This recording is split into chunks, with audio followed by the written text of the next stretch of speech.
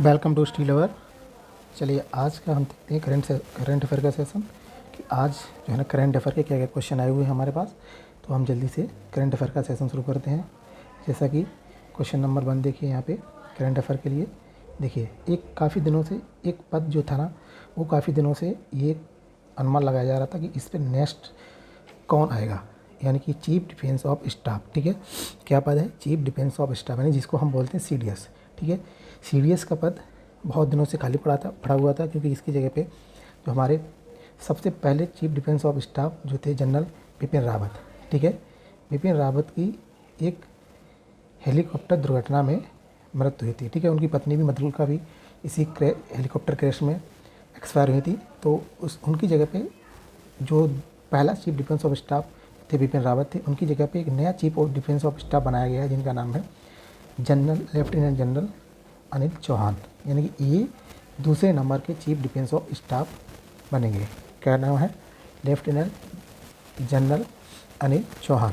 ठीक है, अब देखिए ये है आपके लेफ्टिनेंट जनरल अनिल चौहान, देख लीजिएगा, ये हैं आपके लेफ्टिनेंट जनरल अनिल चौहान।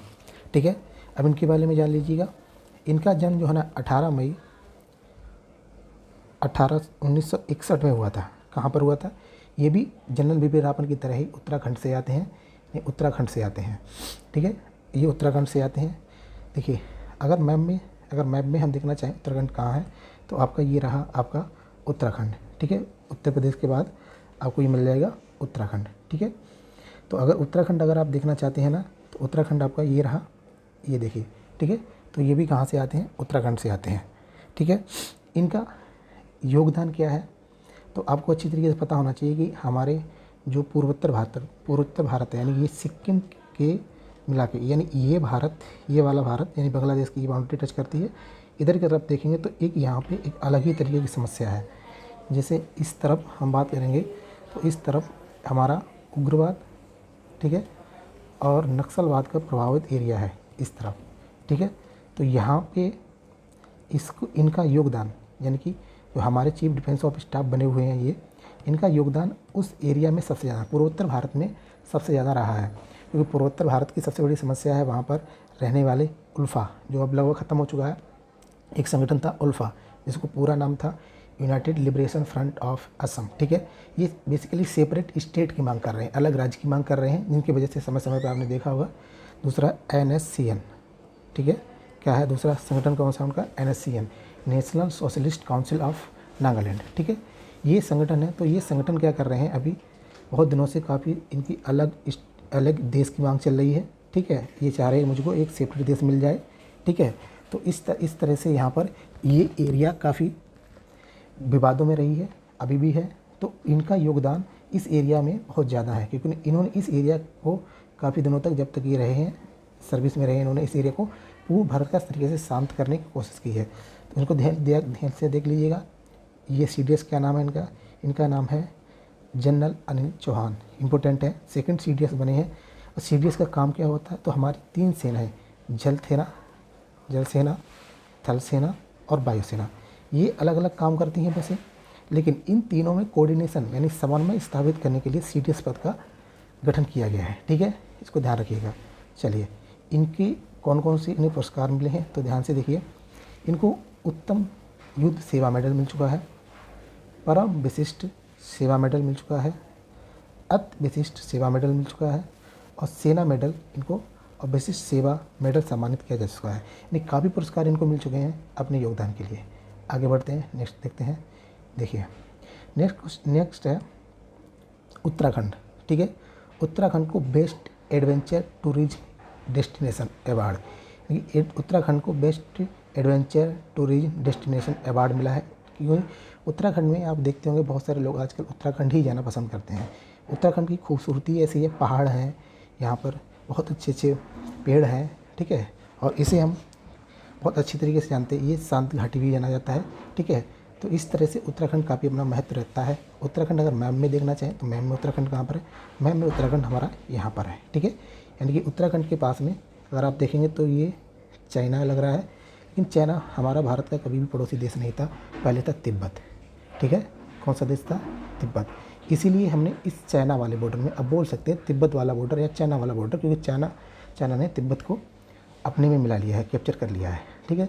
तो इसी जगह पे हमने आईटीबीपी, हमारा जो एक पुलिस फोर्स बल है आईटीबीपी, इसके कहते हैं Indian Tibet border, Indian ITBP, Indian Tibet border police force, ठीक है। इसको हमने यहाँ पर तैनात कर रखा है आईटीबीपी को, कहाँ पर, उत्तराखंड में, ठीक है।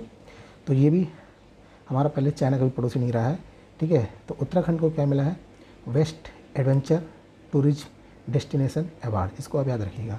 अगले क्वेश्चन की तरफ चलते हैं। अब देखिए उत्तराखंड का जो अभी वर्तमान में राज्यपाल कौन है, गुरमीत सिंह, ठीक है। उत्तराखंड के मुख्यमंत्री कौन है, पुष्कर सिंह धामी। उत्तराखंड की जनसंख्या है 1.01 करोड़, ठीक है। उत्तराखंड की राजधानी याद रखना देहरादून, इसकी शीतकालीन यानी सर्दी की राजधानी है, और गैरसैंण ये राजधानी है ग्रीष्मकालीन, ठीक है। चलिए अगले क्वेश्चन की तरफ चलते हैं। अगला क्वेश्चन है आपका जूलियस बेयर कप। एक जूलियस बेयर कप होता है जिसमें मैग्नस कार्लसन, ठीक है, ने भारतीय ग्रैंड मास्टर अर्जुन एरिंगेसी को हराया, ठीक है। ये भारतीय ग्रैंड मास्टर है, शतरंज का एक बेसिकली खेल है, उसमें मैग्नस कार्लसन ने भारतीय ग्रैंड मास्टर अर्जुन एरिगेसी को हरा दिया है। देखिए चित्र में देख लीजिएगा, ये दोनों बैठे हुए हैं, ठीक है।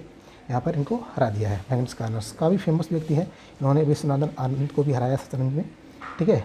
चलिए आगे देखिए, एक इस न्यूज़ को आप ध्यान रखिएगा, दिलीप ट्रॉफी हमारे देश में क्रिकेट के लिए खेली जाती है, तो उसमें बेस्ट जोन यानी एक है बेस्ट जोन दिलीप ट्रॉफी का चैंपियन, ठीक है। बेस्ट जोन दिलीप ट्रॉफी को जीत लिया है, किसको हराकर, साउथ जोन को।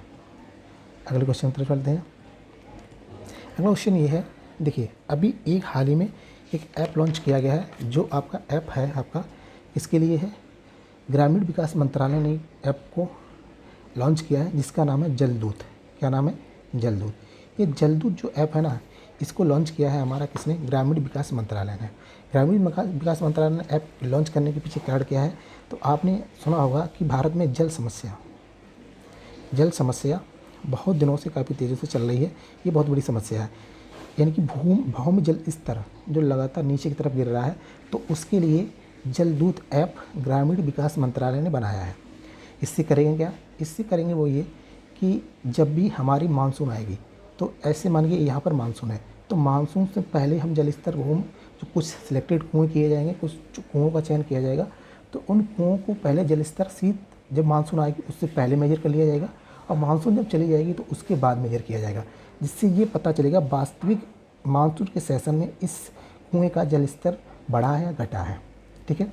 तो ये बहुत अच्छा अभी भारत सरकार ने बहुत अच्छी पहल की है, ठीक है। जिसमें ये क्या कर रहे हैं, ये देखिए लॉन्च किया हुआ है हमारा, ठीक है। ये देखिए लॉन्च किया है, इसमें ये क्या कर रहे हैं, इन्होंने जलदूत ऐप लॉन्च किया है, ध्यान रखिएगा।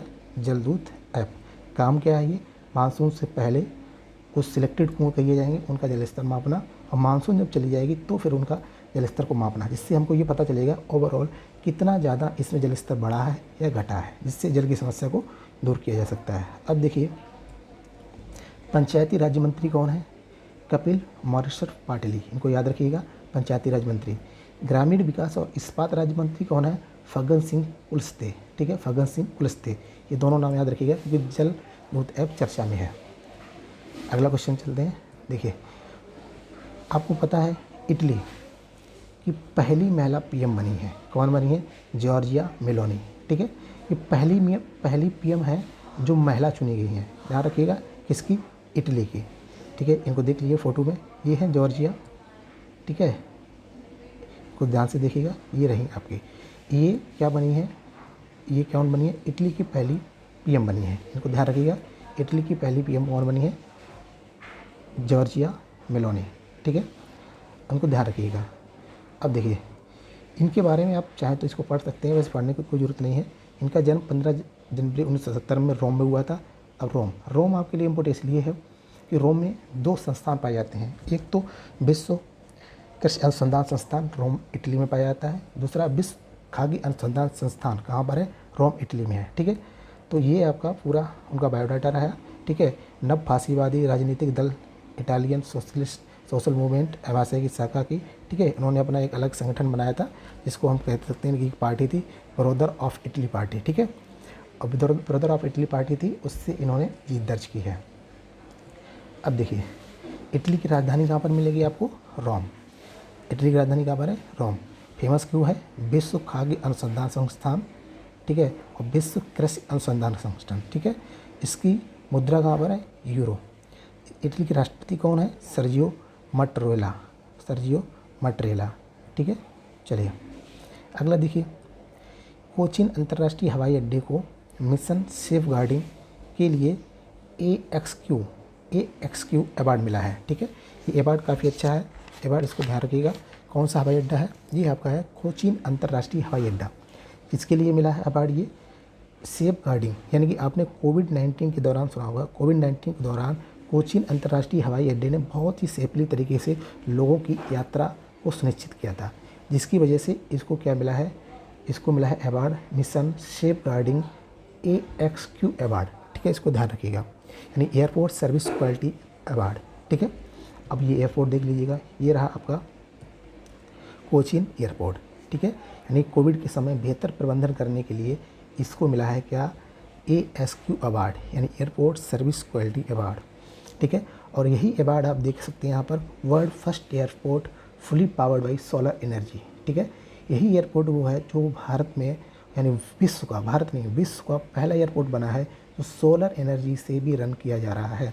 इसको आप ध्यान रखिएगा, कोचीन इंटरनेशनल एयरपोर्ट इम्पोर्टेंट है, इसको ध्यान रखिएगा।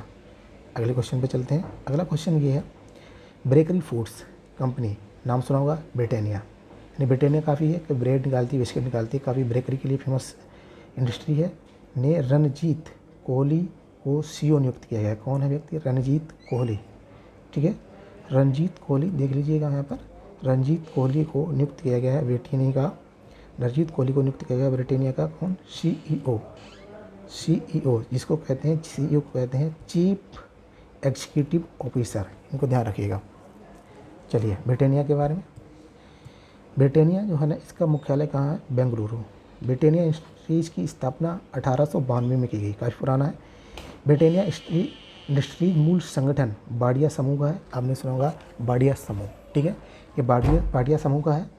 चलिए अगले क्वेश्चन में चलते हैं। देखिए CBI, जिसको CBI कहते हैं, चीफ ब्यूरो ऑफ इन्वेस्टिगेशन, ठीक है। ये गृह मंत्रालय के अधीन एक संस्था है, आप सुना होगा CBI, ED काफ़ी दिनों से चर्चा में चल रही है, NIA वगैरह, ठीक है, ये सारी चर्चा में चल रही है। CBI central bureau of investigation, इसने 21 राज्यों में छापे मारे हैं। किस लिए छापे मारे हैं? बाल यौन शोषण के खिलाफ एक ऑपरेशन चलाया है जिसका नाम है मेघ चक्र। ऑपरेशन क्या नाम है? मेघ चक्र। ये क्यों इम्पोर्टेंट है? क्योंकि बाल यौन शोषण से संबंधित, जैसे कुछ दिनों पहले आपने एक मीटू अभियान सुना होगा, मीटू अभियान में बहुत सारे लोगों ने बताया कि उनके किस समय पर क्या शोषण किया गया है, तो बहुत सारा वहाँ पर मीटू अभियान में बहुत सारे केसेस खुल के आए थे। उसी प्रकार ने CBI ने इसी चीज़ को ध्यान में रखते हुए एक ऑपरेशन चलाया है जिसका नाम है मेघ चक्र, ठीक है। इससे क्या करेगी CBI? इससे जो बाल यौन अपराध है उसको रोकने का पूरा कार्य करेगी और काफ़ी तेज़ काम कर रही है। ऑपरेशन का नाम याद रखिएगा, मेघ चक्र। पिछले वर्ष भी इसी तरीके का ऑपरेशन चलाया गया था जिसका नाम था कार्बन। क्या नाम था? कार्बन, ठीक है। यानी इस साल मेघदूत और पिछले साल कार्बन, ठीक है, इसको ध्यान रखिएगा। अब देखिए CBI के महानिदेशक कौन है? सुबोध कुमार जायसवाल। सुबोध कुमार जायसवाल कौन है? ये हैं CBI के महानिदेशक। CBI के मुख्यालय कहाँ पर है? नई दिल्ली। मैंने आपको पहले बताया मुख्यालय कहाँ है, नई दिल्ली, और ये केंद्र सरकार के अधीन आती है, गृह मंत्रालय से संबंध है। अगले क्वेश्चन की तरफ चलते हैं। अगला क्वेश्चन है, भारतीय मूल की ब्रिटिश गृह मंत्री, भारतीय मूल की कौन है? भारतीय मूल, ठीक है, यानी कि इनके पिता माता में से कोई एक भारत का व्यक्ति रहा होगा। जिसका गृह मंत्री है सुएला ब्रेवरमैन।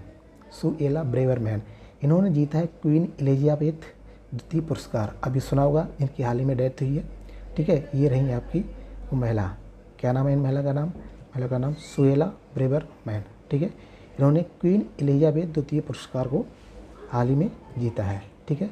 इनको ध्यान रखिएगा, ठीक है। अगला एक और है विनायक गोडसे। ये व्यक्ति हैं विनायक गोडसे। विनायक गोडसे क्या करेंगे? विनायक गोडसे को मिलने वाला है, विनायक गोडसे को बनाया गया है भारतीय डेटा सुरक्षा परिषद का नया CEO। ठीक है। भारतीय डेटा सुरक्षा परिषद का नया CEO यानी चीफ एग्जीक्यूटिव ऑफिसर बनाया गया है। किसको? विनायक गोडसे। किसका? भारतीय डेटा सुरक्षा परिषद का, ठीक है, भारतीय डेटा सुरक्षा परिषद का, इसको ध्यान रखिएगा। अब देखिए ये रहे आपके विनायक गोडसे। ये जो है ना डेटा पर सुरक्षित रखने के लिए ये नेस्कॉम करके एक संस्था बनी है, उसका काम है। ये जगह लेंगे राम बेदश्री की। किसकी जगह लेंगे? राम बेदश्री की, ठीक है। ये राम बेदश्री की जगह लेने वाले हैं कौन? विनायक गोडसे। क्या बनाया गया? भारतीय डेटा सुरक्षा परिषद का नया CEO, ध्यान रखिएगा। अगला है किपचोगे ने बर्लिन मैराथन में विश्व रिकॉर्ड बनाया है, ठीक है। ये मैराथन दौड़ते हैं किपचोगे। देखिए ये रहे आपके किपचोगे। इन्होंने क्या किया है? इन्होंने बर्लिन मैराथन में एक विश्व रिकॉर्ड बनाया है। इनका पूरा नाम है इलियुड किपचोगे, ठीक है। और ये निवासी कहाँ के हैं? देश का नाम सुना होगा, केन्या, ठीक है। इन्होंने बर्लिन मैराथन में अभी विश्व रिकॉर्ड कायम किया। बेसिकली इन्होंने अपने पुराने रिकॉर्ड को ही तोड़ा है, यानी कि इनका जो पुराना रिकॉर्ड था जिससे इन्होंने 2 घंटे कुछ मिनट में इन्होंने दौड़ लगाई थी, कंप्लीट की थी, उसी रिकॉर्ड को तोड़कर इन्होंने इस बार थोड़ा कम समय में इस रिकॉर्ड को पूरा किया है, ठीक है। इस प्रकार की आज की जितनी भी करेंट अफेयर थी, इंपॉर्टेंट करेंट अफेयर मैंने आपको डाल दिए, ठीक है। आप इसको देख सकते हैं, आप नोट कर सकते हैं कॉपी में। Thank you, bye bye, take care. Channel को अगर लाइक नहीं किया तो लाइक करिए, सब्सक्राइब करिए, शेयर करिए। Thank you.